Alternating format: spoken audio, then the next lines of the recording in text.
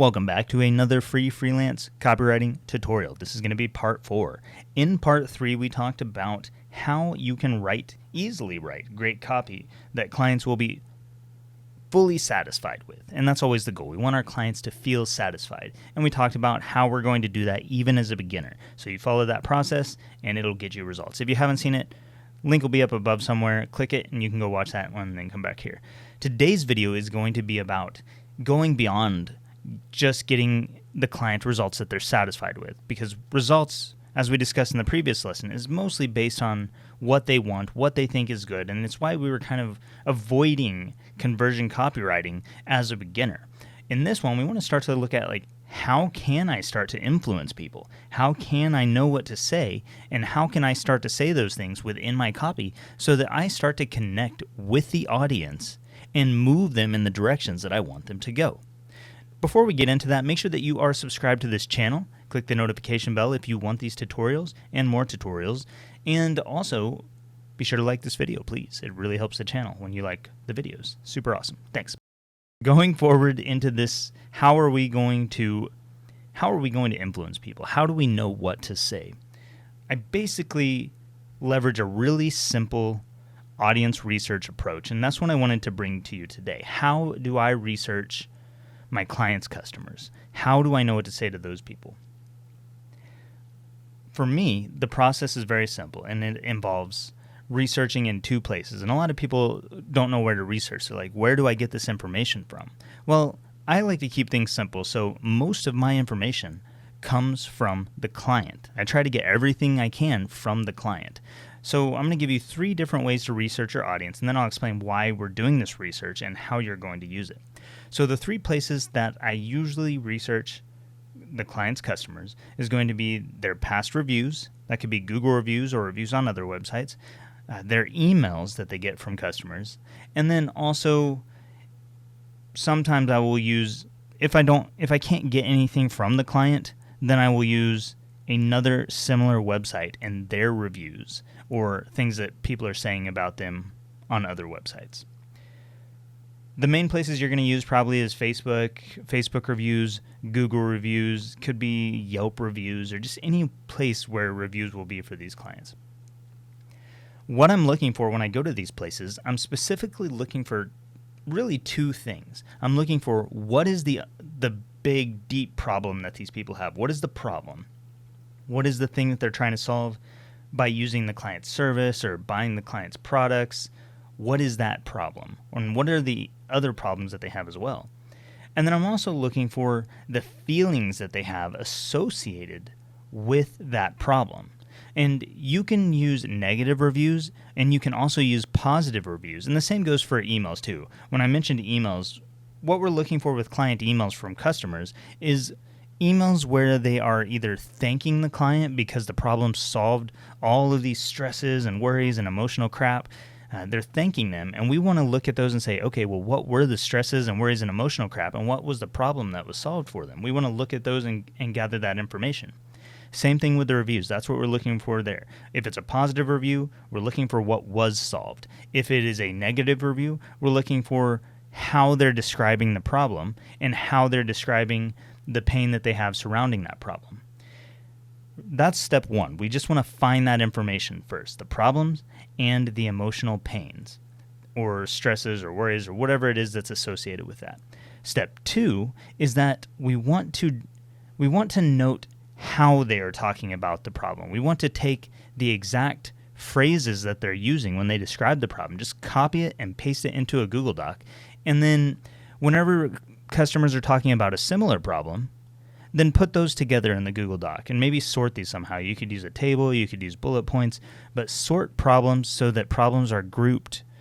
Phrases that you copy from reviews or emails or wherever you get them from are grouped together so that you can then look at those and say, okay, all of these people are talking about problem X and these other people are talking about problem Y. How do the people who are talking about problem X, what are the similarities within what they've said about the problem? Because the people, they're part of a target audience. They're going to have similar views, similar perspectives surrounding the problem. They're going to have similar pains. They're going to have similar emotional pains. And they are going to talk about those pains in a very similar way. So you want to get those copied over into a Google Doc, and then once you do that, those exact words and phrases that they are using, those are going to become words and phrases that you need to weave into your copywriting. So the first step, like we talked about yesterday, was just writing something that's good for the client. But if you want it to be really, really good and able to influence people in certain directions, you need to talk about your audience's pains. We want to motivate people away from their pain. We want them to feel their pain very deeply. We want them to feel the pain of the problem and the pains that that problem causes for them. And the way that we're going to do that is by using their own words. And we do this because when you use somebody's own words back to them, whenever they read their own words on your website, in your copy, or in the client's copy in this case, they read it and they say, whoa, that's me. That's how I think about this. And this isn't the person who wrote the review. This is some new customer that comes along.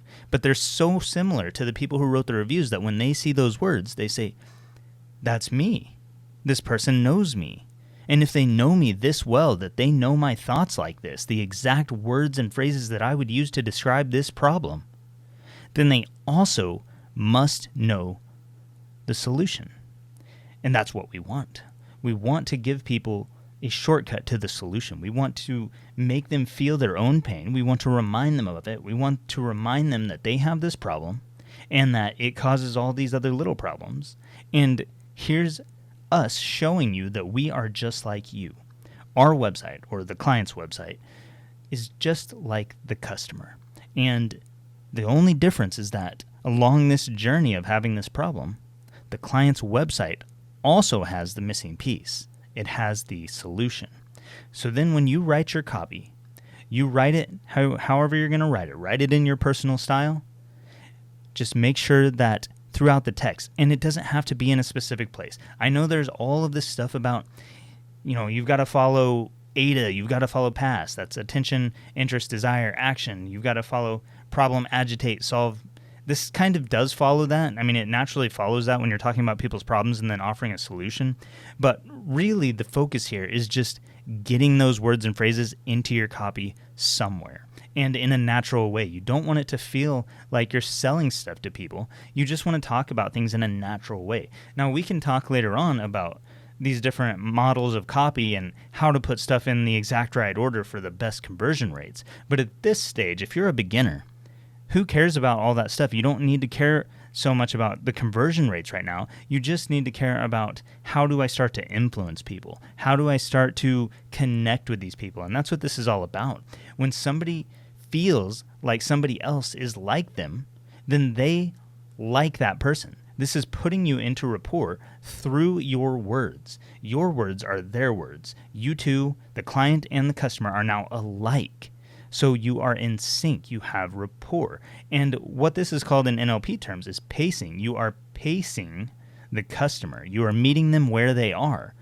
In NLP, you use what is called pacing and leading. And if you guys don't know what NLP is, we can talk about that in another series, another time. It's called Neuro-Linguistic Programming. You are welcome to look it up if you want to. Simply put, it's communication techniques. Pacing and leading. We're pacing the client by using their own, or we're pacing the customer by using the customer's own words, feeding those words back to them in our copy, and then we can lead them where we want them to go. So we pace them so that we get in rapport, so that they feel in sync with us. They feel like we're like them, like we have the problem, and we also know the solution. We lead them to our solution. So we say, we used to have this problem, and it was this bad, and it kept us up at night, and it caused all this stress and pain and worries and fears and all of this stuff. And then we say, but then we came up with this solution. That's simple pacing and leading. You pace the customer, and then you lead them to the solution. And that also follows problem, agitate, solve model. So that's PASS, P-A-S. When you do this, it is going to make your copywriting exponentially better. So we're going from just something that the client likes, which was what the previous lesson was about, getting something that the client likes and is satisfied with, to getting something that the client likes and is satisfied with that also has the potential to get them good results. And this isn't about conversions, again, because we don't want to deal in conversions right now. We just want to get the client good copy that also gets them good results. Now, as you grow in experience and as you work with more and more clients and you see what works and what doesn't within structures and styles and conversion optimization, then you can start to add on those things. Then you can start to branch out into different areas of conversion copywriting. Conversion copywriting can be very lucrative for you when you're good at it. But when you're just a beginner, you need a foundation to start from. You need a way to build out that is safe for you and is not going to risk your Upwork account or risk you getting negative feedback somewhere else, because you're starting in a way that doesn't put all of the stress on getting the client some specific conversion rate results or increasing conversion rates by X amount. That's what we're doing here. We're just building out a little at a time. We start by getting the client copy that they love, and then we expand a little bit into the client getting copy that they love that also has a chance to get good results. And then later we can move in to conversion techniques. So I hope that makes sense for you. If you guys have any questions about this, let me know in a comment down below. Feel free to ask any questions. Of course, like this video, please, if you did like anything in this video.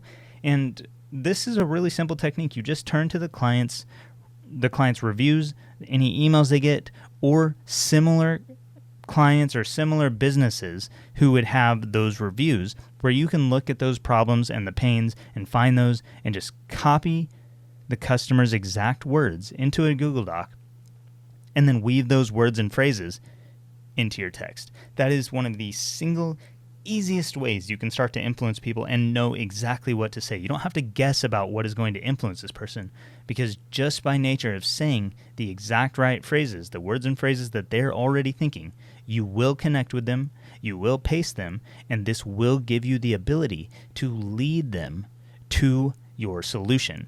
And leading them is just a matter of putting the solution in front of them at that point, saying, if this is a problem that you have, click here to buy now. That's how you would work that out.